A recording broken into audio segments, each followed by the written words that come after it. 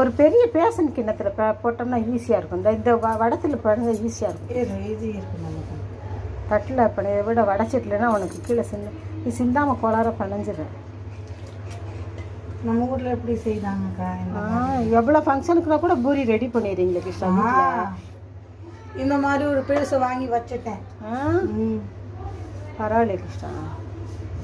775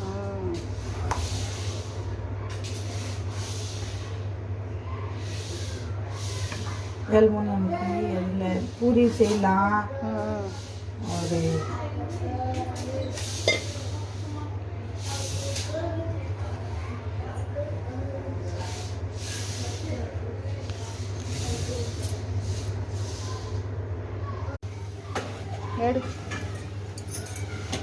பாருங்க இப்படி டைட்டாக படைஞ்சால் தான் வந்து எண்ணெய் இழுக்காமல் இருக்கும். பூரி சப்பாத்திக்குன்னா மெதுவாக பண்ணணும்.